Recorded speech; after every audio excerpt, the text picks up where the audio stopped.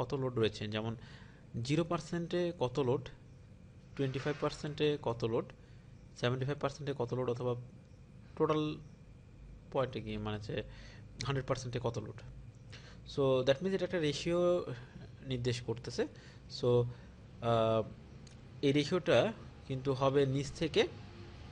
আমি যদি বলি যে এই পয়েন্টে, আমি যদি বলি সাপোজ এই পয়েন্টে আমার একটা লোড আসবে, তাহলে এটার রেশিওটা কত হবে? এটার রেশিও কিন্তু হবে নিচ থেকে এই পয়েন্টের distance divided by total distance. তাহলে আমাদের এই পয়েন্টে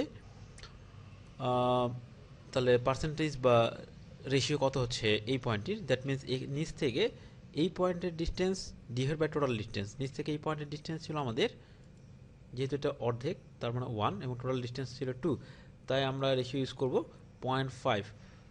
0.5, এই 0.5 রেশিওতে আমাদের লোড থাকবে -5। সো আমি যদি বলি যে রিপ্লেস এক্সিস্টিং লোড, মানে যদি আগে কখনো ওই পয়েন্টে লোড থাকে সেটাকে রিপ্লেস করে দিয়ে আমার নিউ লোডটি অ্যাসাইন হবে। ওকে করলে দেখা যাচ্ছে আবার ওই লোডটি অ্যাসাইন হয়ে যাচ্ছে। ওকে, আচ্ছা, এখন আমরা দেখি যে আমাদের কি কি লোড অ্যাসাইন হয়ে গেল। তাহলে শো লোডসে গিয়ে ফ্রেম লাইন লোডে গিয়ে জাস্ট লাইভ লোড সিলেক্ট করে দিলেই ওকে করলে আমরা দেখব যে আমাদের দুটো লোড অ্যাসাইন হয়ে গেছে। এখন এখন যদি আমরা থার্ড নাম্বার লোড বা থার্ড লোড যেটা ছিল আমাদের 5 কিপ ইনক্লাইন্ড মেম্বারের ওপর ভার্টিক্যাল, সেটাকে দেওয়ার জন্য আমাদের ওই মেম্বারটি সিলেক্ট করতে হবে এবং এগিয়ে আগের মতোই অ্যাসাইনে গিয়ে ফ্রেম আর লাইন লোডে গিয়ে পয়েন্ট লোড। এখানে কিন্তু আমাদের গ্লোবাল এক্স অ্যাক্সিস ইউজ করলে চলবে না, কারণ আমরা ছবিতে দেখতে পাচ্ছি আমাদের লোডটি রয়েছে এই বরাবর, দ্যাট মিনস এই হোয়াইট অ্যাক্সিস বরাবর, যেটা কিনা আমাদের লোকাল টু অ্যাক্সিস। সো আমাদের ডিরেকশনটি অবশ্যই লোকাল টু সিলেক্ট করে দিতে হবে। এখন আমরা যদি relative distance from end I হিসাবে এই লোডটিকে অ্যাসাইন করতে চাই এই ইনক্লাইন মেম্বারের ওপরে, তাহলে যেটি করতে হবে সেটি আগের মতোই আমাদের রেশিওটি দেখতে হবে যে কত পার্সেন্টেজে এই লোডটি রয়েছে। তাহলে আমরা ছবিটি দেখি যে লোডটি কিন্তু রয়েছে এই পয়েন্টে, আর আমাদের যে সিলেক্টেড ইনক্লাইন মেম্বারটি ছিল সেটি কিন্তু আমাদের এই টোটাল অংশটুকু ছিল না, অর্থাৎ এখান থেকে এই পর্যন্ত ছিল আমাদের সিলেক্টেড বিমটি।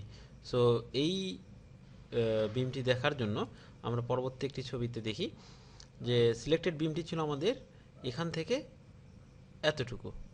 তাহলে এই বিমের কত পার্সেন্টে আমার লোডটি রয়েছে বা কত রেশিওতে আমাদের লোডটি রয়েছে সেটি জানার জন্য আমাদের যেটা করতে হবে সেটা হচ্ছে এখান থেকে এই পয়েন্টের ডিস্টেন্স ডিভাইড বাই এখান থেকে টোটাল মেম্বারটির ডিস্টেন্স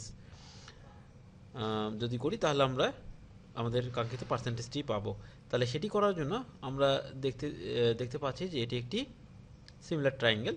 সো আমরা বলতে পারি, যেহেতু আমি দুটোর ভার্টিক্যাল ডিস্টেন্সই জানি, এখান থেকে এটার ডিস্টেন্স হচ্ছে 2, এখান থেকে এটার ডিস্টেন্স হচ্ছে 6।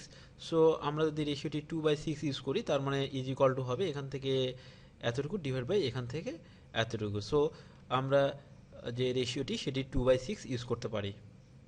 ওকে, তাহলে আমরা ডিস্টেন্সের রেশিও হিসাবে বলি 2 ডিভাইডেড বাই 6। এখানে আমাদের লোড যেটি সেটি ছিল 5 কিপ, যেটি কিনা আমাদের লোকাল টু এক্সিসের অপোজিট ডিরেকশন। সো -5 দিতে হবে লোড -5 দেন যদি আমরা ওকে করি তাহলে আমাদের লোডটি অ্যাসাইন হয়ে যাবে। এখন আমাদের এই টোটাল ফ্রেমের ওপর কি কি লোড রয়েছে সেটি দেখার জন্য display show loads frame on line লোডে গিয়ে লাইভ লোড সিলেক্ট করে ওকে করলেই আমরা দেখব যে আমাদের যে তিনটি লোড ছিল সেই তিনটি লোডই অ্যাসাইন হয়ে গেছে। এখন আমরা যদি এখানে রিলেটিভ ডিস্টেন্স ইউজ না করে যদি আমরা অ্যাবসোলুট ডিস্টেন্স দিয়ে করতে চাই, লোডটিকে অ্যাসাইন করতে চাই, তাহলে যেটা করতে হবে assign frame on line load point load absolute distance. তাহলে অ্যাবসোলুট ডিস্টেন্স বলতে লোকাল টু এক্সিস অবশ্যই, কারণ ডিরেকশন এই বরাবরই। তাহলে অ্যাবসোলুট ডিস্টেন্স বলতে আমাদের কি বোঝাচ্ছে, এখান থেকে এইটুকুর অ্যাবসোলুট ডিস্টেন্স কত। তাহলে এটা যদি আমি জানতে পারি তাহলে এটা অবশ্যই আমরা পিথাগোরাসের নিয়ম অনুসারে যদি আমরা এখান থেকে এতটুকু ডিস্টেন্স জানি, তারপর ভার্টিক্যাল ডিস্টেন্স তো আমি জানি 2, তাহলে 2 স্কোয়ার প্লাস এটা square into whole to the power root যদি করি, তাহলে আমি যে ডিস্টেন্স পাবো সেটাই আমার হবে ওই ডিস্টেন্সটি, এবং সেই বরাবর -5 কিপ লোড দিলেই আমি অ্যাবসোলুট ডিস্টেন্স বরাবর এই লোডটিকে অ্যাসাইন করে দিতে পারবো। ওকে, তাহলে আমরা এখন এই বিমটি অ্যানালাইজ করি। Analyse, set analyse option, dynamic analyse করবো না, আর যেহেতু এক্সিট প্লেনে রয়েছে সেটি আমি এক্সিট প্লেন সিলেক্ট করতে পারি, সমস্যা নেই। ওকে, এখন আমরা অ্যানালাইজ দিই, রান অ্যানালাইসিস, সেভ করতে হবে। ইট্যাবস ভিডিও টিউটোরিয়াল পার্ট 1.3। ওকে, এখন ডিফ্লেক্টেড শেপটি দেখা যাচ্ছে এরকম ফর ডেড লোড। এখন লাইভ লোডের জন্য যদি আমরা ডিফ্লেক্টেড শেপ দেখতে চাই, যেটা আসলে আমাদের এখানকার মেইন উদ্দেশ্য, লাইভ লোডের জন্য আমরা সবগুলো সেকশন বা লোড লাইভ লোডই নিয়েছিলাম। তো সেটা দেখার জন্য আমাদের শো ডিফর্মড শেপে গিয়ে just live static load select করতে হবে। ওকে করলেই আমরা লাইভ লোডের জন্য যে ডিফ্লেক্টেড শেপটি সেটি পেয়ে যাব এরকম। একইভাবে আমরা ডেড লোডের জন্য ডিফ্লেক্টেড শেপটি দেখতে পারবো। Steady static load and okay, যদি এটার এখানে কোনো দরকার নেই। এখন যদি আমি এখানকার মোমেন্ট দেখতে চাই, তাহলে গত প্রিভিয়াস যে টিউটোরিয়ালটি ছিল সেটির মতো সেখানে আমরা বর্ণনা করেছিলাম কেন M33 দেখব এরকম ওয়ান ডাইমেনশনাল বা লাইন অবজেক্টের ক্ষেত্রে। সো সেরকম করেই আমরা এখানে M33 সিলেক্ট করে তার মোমেন্ট ডায়াগ্রামটি দেখব। ফিল্ড ডায়াগ্রাম তুলে দিয়ে শো ভ্যালুস অন ডায়াগ্রাম ওকে করে দিলেই আমরা এই মেম্বারের মোমেন্ট ডায়াগ্রামটি দেখতে পারবো। ওকে, তাহলে অপশনে গিয়ে মোমেন্ট ডায়াগ্রাম অন টেনশন সাইডটি তুলে দিয়ে কম্প্রেশন সাইডে নিয়ে যাই, তাহলে এরকম ডায়াগ্রাম পাচ্ছি আমরা। আর এখানে কি ইঞ্চের জায়গায় কি ফিট ইউজ করি। ওকে, এখন যদি সিমিলারলি আমি শেয়ার ডায়াগ্রাম দেখতে চাই, তাহলে ফ্রেম এখানে গিয়ে static live load share 2 select করে ওকে করলে আমাদের শেয়ার ডায়াগ্রামটি পাওয়া যাবে এরকম। আচ্ছা, এখন সেট বিল্ডিং ভিউ অপশনে গিয়ে আমরা স্টোরি লেভেলটি তুলে দিই। আচ্ছা, তাহলে মানগুলো কিছুটা হলেও ক্লিয়ার দেখা যাচ্ছে। এখন আমরা যে মোমেন্ট ডায়াগ্রামটা যদি দেখি, তাহলে দেখা যাচ্ছে যে এখানে কিছু অংশে গ্যাপ রয়েছে, এখানে কিছু অংশে গ্যাপ রয়েছে। এই গ্যাপ থাকার কারণটি হলো যে এখানে একটি জয়েন্ট রয়েছে, বিম এবং কলামের জয়েন্ট রয়েছে। সেটি যদি আমরা এখানে গিয়ে সেট বিল্ডিং ভিউ অপশনে গিয়ে যদি আমরা এক্সট্রুশনটা অন করে দিই, তাহলে দেখব যে যতটুকু পর্যন্ত আমাদের এই জয়েন্টটা ছিল ততটুকু পর্যন্ত সে কোনো ডায়াগ্রাম শো করেনি। তাহলে আমরা যদি এখন এই টোটাল অংশটুকু দেখতে চাই, তাহলে যেটি করতে হবে সেটি হচ্ছে যে প্রথমে মডেলটিকে আনলক করতে হবে, দেন হোল যে ফ্রেম সেটিকে সিলেক্ট করতে হবে। আমি কন্ট্রোল অল্টার দিয়ে সিলেক্ট করে ফেললাম। দেন আমাকে যেতে হবে অ্যাসাইনে